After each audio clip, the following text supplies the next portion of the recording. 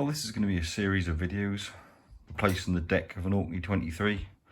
As you can see, the deck's all been cut out. All the floor has been cut out and the stringers, everything's been gone. That's been left for the last 2 weeks to thoroughly dry out. Obviously, because over the years, condensation and water leakage getting the floor. That was constructed out of plywood, fiberglassed, or using the plywood core and then fiberglassed over. But it's been in there about 30 years, so it's done well. But nowadays with modern boat building equipment and cores, you wouldn't ever put wood in a boat anymore. Putting plywood in a hull of a fiberglass boat is just a cheap way of doing it. It's not particularly good because you'll never stop a deck from condensating or the odd weep. And then as soon as the wood's in, get water in it, that's knackered in it, that swell up and that blow. And that's the end of that. So this is going to be replaced with pure foam and nidaplast deck. See, it's dried out lovely now. It's been here for 2 or 3 weeks drying out. And it's looking quite good. Far better than it did before we cut the floor out. That was obviously wet and saturated. When I cut the deck out, you can see that's not right tight because what I use the edges as a lip to rest the new deck on. Perfect height while you make life harder for yourself. Well, I originally cut all this deck out using a jigsaw. You can buy specialist blades for jigsaws, so you can easily cut through glass. A standard jigsaw blade, you try and cut through glass and that'll be knackered in about a foot. But now these specialised blades cut lovely. These are the jigsaw blades I use to cut the deck out. They're a specialist carbide blade. They've got like carbide tips welded on. I think I cut all the deck out using less than 2 blades. But obviously because they're quite a long blade, when the deck's shallow up, like there, I caught the bottom of the hull. Because you see there ain't much room between the deck and the hull at the stern of the boat. But a little trick to get over that is cut the blade down. If you look there, you can see the original length blade to the blade I cut down. I just got a little slitting disc on a grinder and nipped the blade off, basically cut it in half actually. So then obviously when you're cutting, like here, that'd hit the bottom of the boat. So when you cut the blade down, you can then get a lot closer and cut tight to the edge of the boat. Because you see that's never going to work. You can now see the advantage. Obviously a full-size blade would hit the hull, what we don't want. But also we cut the blade down in half, so we get right close to the edge of the deck and cut it out. That made life a lot easier. It's a lot cleaner cutting with a jigsaw blade than it is cutting out of a grinder. So you only cut with a grinder if you have to, really. That throw up so much dust. That's really dirty work, but using a jigsaw is easy. So that's one little tip. Cut the blade down, you can get closer to the deck. Well, that's all the original deck cut out. You can see that's got like 4mm of glass sitting on a boat. In very thick ply, and like 3/8 ply. Right, there was the stringers underneath, all inch ply. But a lot of that had all broken up and that was soft. I just pry it apart with a crowbar. See them boxes there? They're the bits of old glass what were in between the ply. I could have actually pulled all them out because it all started to delaminate. That's probably been wet since the boat was built in 91. So it's lasted a long while. But you see all the ply. The ply weren't coated on the back or anything. And obviously condensation over the years has took its toll. It still look quite good on the upper surface, but that took its toll. So that whole lot is now going to go in the bin. Well, now it's all dry inside and the hull's all dried out. Next is the worst job ever, that's grinding out. You can't stick fiberglass onto gel coat or flow coat, that doesn't stick. So I've got to grind out 6 inches off the gel coat all the way around the boat, so when we put the new deck in, that'll adhere to the old fiberglass and not just sit on top the old gel coat, because sitting on top of the old gel coat isn't no good. But that stick initially, and after like 6 months it'll all pop off. So I've got to grind it all out. Also, we're going to double up the amount of ribs in the boat, because the ribs are 900mm centres, and you really want more than that in a boat. So we're going to put some new ribs in the boat too, to do it properly. I've still got to grind out. I couldn't cut right into the stern very well. You still see there's some ply in there. So I'm going to get a flapper disc, or slitting disc should I say. I'm going to run along in here with a slitting disc and just cut the fiberglass away, because I couldn't get right in, and take the remainder of that bit of wood out, then grind it all out. Obviously up the bow as well, them scraggy old bits of glass, I couldn't get them out too, so I'm going to get a slitting disc and cut all them out as well, then grind all the flow coat away. So then we're progressing forward.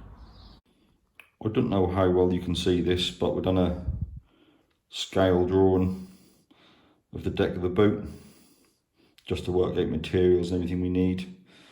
Well, this deck has got a well running bow at stern, and we've got to replicate that, because a lot of boats nowadays got them sealed decks, but we always find when you've got them sealed decks, there's always water on the deck. So we're going to go back to how it was and have a well down the centre of the boat, full length well. You can see the deck there, that's the edges of the deck, and that's where the well is. And these lines are the original ribs, and obviously the supports, stringers underneath the boat. Well, we're going to double them up. You can see there for example, an arrow and a dotted line is where the new supports are going to go. So we're going to have them every 450. Alright, that's a bit extreme, have them every 450. But to cut out all the old ribs out of the boat will be a nightmare, and that'll save us putting extra support under the hull anyway. So if you put the strings every 450, that'll be plenty of support for the deck.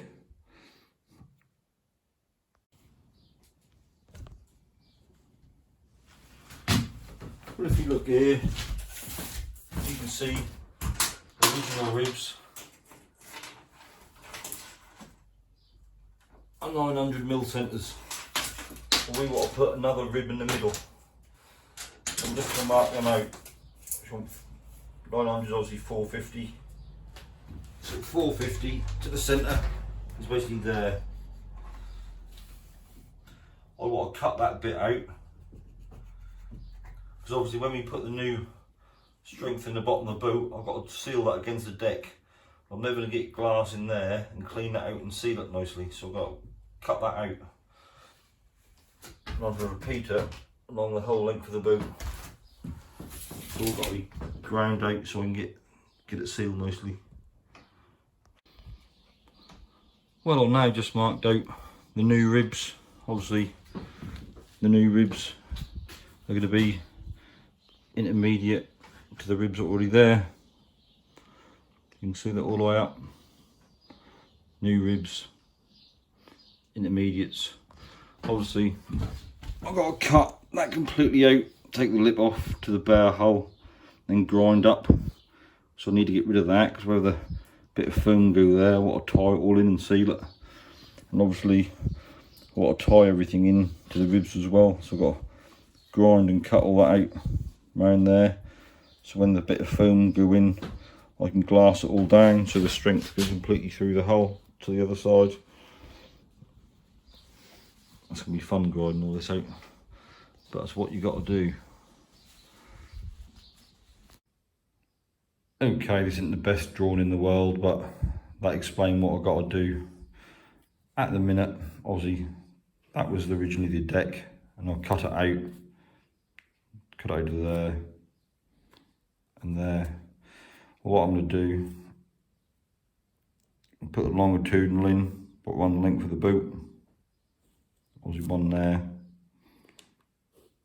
and one there. Then put a stringer going from there to there. Obviously, because it's got that fiberglass lip there at the minute, for me to seal it around there would be virtually impossible. So to put that bit of foam in here, what I'm going to do, at the minute, thinking a bit 3D, got that lip there. So what I'm going to do, I'm going to grind that away, completely away around the bottom of it, so I can put that bit of foam in. Put that bit of foam in and glass all the way around it, and obviously to the hull, to basically seal it all in, so that rib and the foam in the floor is one solid unit, all glassed in. Well, I've just been doing the last bits of removing the wood. Obviously there's a little bit of wood from the old floor left in the stern of the boat. Look in this corner, there's a little bit what's that in there. I couldn't cut the glass out with a jigsaw, just couldn't get in there. So I just used a 1mm slitting disc on a grinder. Managed to chop away the top of the glass, what sat on that. Once that was gone, I could then prise it out. That was bonded to the edges with some sort of sealant. I feel like some sort of rubberized silicone sealant when that was originally put in. Underneath that was the old bit of the fiberglass floor. Well, I popped that out, and you can see, no wonder why I've been able to remove all the strings and everything so easy. You look on the bottom of that, that's resin dry. Whoever laid this down, this is made fitted out in 91, so that's the beginning of fiberglass really. A lot of boat builders didn't really know, and they've laid this glass down. They probably put the mat down first, then put resin on it, and it's not gone through. You see, that's all dry, resin dry. That's why it's not adhered to the floor very well and lifted over the years.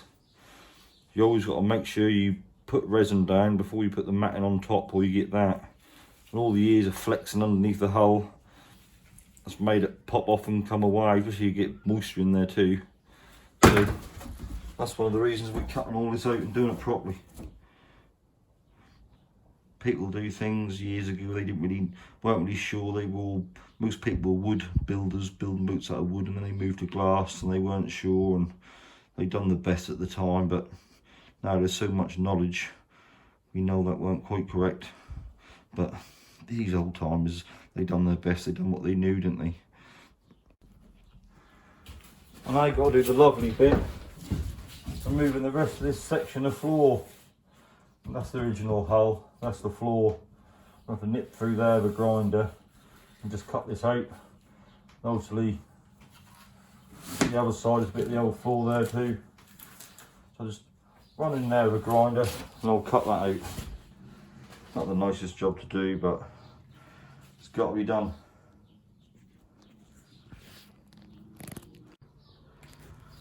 The easiest way to do this, because obviously that's the hull and that's the old bit of floor. Also, I don't want to really cut that way, but cut that way because you risk going into the hull. I don't want that. And this is an old bulkhead here for a front locker, so I'm going to cut into the side and I'll peel it away, because the bit of wood for this bulkhead, if I put a score line in that, that doesn't matter. But in the hull, that do, I don't want to risk the integrity of the hull. Even though I want to glass back on it in a little while, or in a couple of weeks.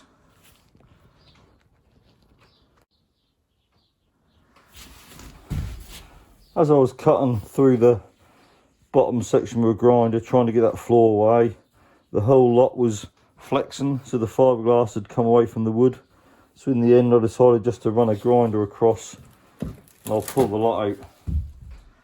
See, that's delaminated and water's got below it. So I'll give that time to dry out and I'll put a new bit of foam in there and glass that in as well. So all I've got to do now is just grind up and tidy the ends and get them two last bits of old floor out. There's one bit there and one bit there. I'll now pop them out. Then that'll be down to purely grinding. Lucky me. Well, them last couple of bits of the old floor underneath, I can't get them up. They must be tied in when it overlapped the sides when they originally laid up the hull and put that floor in. So I'm going to have to grind them out. So I cut away as much as I can do. Where the new ribs are going to go, all marked out. That's cut away as much as I start grinding. So all the thing to do now is I'm a quick slurp of orange juice and then start grinding this out. Lucky me. But it's looking lot better than what it did. It's lovely and clean now. You see the old matrix of the floor there. See the old squares. All that was 3/8. Well, the two main stringers were inch, but all the intermediate squares were all 3/8, and they weren't totally encapsulated in glass. They just had like 1.5 inches along the edge, just tabbed in. All that frame's just tabbed in everywhere, so it didn't take much water to get in there, and all the wood swelled. But then again, that was built in 91, so it hadn't done long. We ain't had the boat since new, so we don't know if it's been done before, but whoever done it last time didn't do a completely good job. That's why we're here today. Well, obviously, when we lay up the floor will go up the side, we'll feather that off. But we want to go roughly 6 inches where we've got to remove that gel coat or flow coat. And we know what blokes are like, estimating 6 inches. I think that's never quite right, so I'll do it properly. I'll get the rule out. These 6 inches, that's about there. That's a 6 inches mark. I come up to that first plank there. So I've got to overlap that. So obviously when you put the floor in, I'll put one bit up to here, 1.5 to 2 inch, then 4 inch, then 6 inch. So they'll be my overlaps and my glass up the side of the hull, the chop strand mat. So if you tear the edges, not cut them, tear them and overlap them like that, that sort of blend in so you don't see the horrible step marks in the glass that look horrible. So I know obviously you're going to have to glass all the way around the, grind all the way around the boat, all the gel coat off for the first 6 inches. That's really my favourite job. I thoroughly enjoy doing that. To grind the flow coat off, I'm now going to use an 80 grit flapper disc. They are brilliant for taking off flow coat or grinding down fiberglass. Just simply bits of emery cloth all stuck in a circle on a backing pad really. They're really handy for this sort of thing. But they do throw up a hell of a lot of dust. But that's life, that's part and parcel of the job really. Well, as you can see, I started grinding out 6 inches along the boot. I ain't done the little intricate bits yet. That's one interesting thing. You can see there, that dark line is the original hull, and the other 4 or 5 inches is fresh fiberglass. Well, it can't be that fresh, but that's not the original hull, so there's been some repair work done before on her. And my old man's owned the boat for 20 years, so it must have been done before then, so it's held up alright. But you can see they ain't ground off all the flow coat behind it, so they're laid on flow coat. What you shouldn't do, you have too much and that normally bounce off and come away, delaminate. But I started doing that bit too. Obviously only one more section this side, but 2 or 3 hours of grinding, that's enough for anyone. The amount of, you can see everywhere, the amount of dust that produces is horrendous. And I put tons in a bucket. That's not the nicest job. 2 or 3 hours of grinding, that's enough for anyone. Built builders are worth the weight in gold. But that's why some of these big boat yards charge gold for it, because not many people want to do it. Well, that's all for today. I hope you enjoyed watching. See you later. Bye.